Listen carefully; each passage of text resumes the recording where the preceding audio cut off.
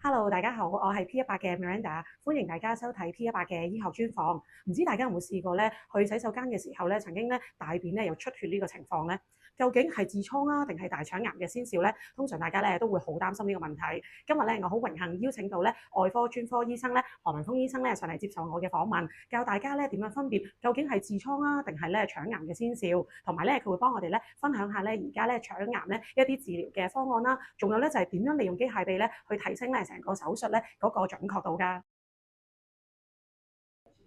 何醫生啊，我想問下咧，我都曾經試過啦。前一晚咧食咗西瓜之後咧，第二日咧見到自己咧啲大便有血絲，咁就好擔心喎。我想問下咧，其實咧大便有血咧，通常咧嘅成因，即係常見嘅成因係乜嘢啦？同埋咧就係點樣分別究竟係痔瘡啊，定係真係已經係腸癌嘅先兆咧Miranda，咁頭先你問嘅問題咧，其實真係好多人有嘅，亦都係好多人嚟睇醫生揾醫生嘅原因啦。咁首先我哋要知道咧，即係大腸癌係個症狀咧，有時同其他好多良性大腸問題咧都好相似嘅，例如痔瘡，佢會大腸出血啦，或者大便覺得屙得唔清啦，或者肛門口覺得有啲唔舒服啦，甚至有時都會有啲肚痛啊、大便習慣改變咁樣。呢一啲症狀咧，其實冇乜指向性嘅，但係有時啲人覺得唔舒服就會嚟揾醫生睇。咁好多時候我哋都要做個評估先得啦，因為我哋知道其實一半嘅腸癌病人其實係冇症狀嘅。OK，咁如果你話去到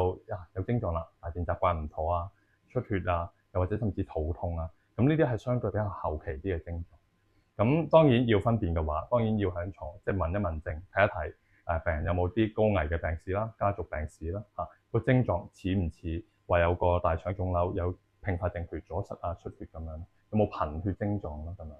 咁亦都可以喺床邊做個簡單嘅檢查啦，檢查個肚有冇摸到硬塊啊，或者做一個探肛嘅檢查，睇有冇啲好近肛門嘅腫瘤嘅。咁當然啦，最後條大腸咁長，我哋都唔能夠只係單靠手指或者臨床嘅檢查，好多時候都需要一個大腸鏡去做一個徹底嘅檢查。咁除咗惡性病理見到個腫瘤之外，有時候見到一啲良性病理或者未變腫瘤嘅癌前病變咧，我哋都可以透過腸鏡去檢查出嚟，甚至去做治療嘅。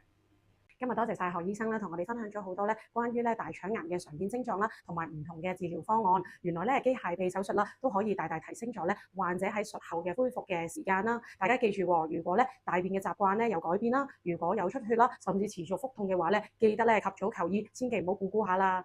如果大家中意呢條片嘅話咧，歡迎大家 like 同埋 share 俾身邊嘅朋友。如果大家有咩問題咧，都歡迎喺呢度留言。如果想了解更多健康資訊咧，記得 follow 我哋呢個頻道啦。今次多謝晒何醫生，我哋下次再見啦，拜拜拜。拜。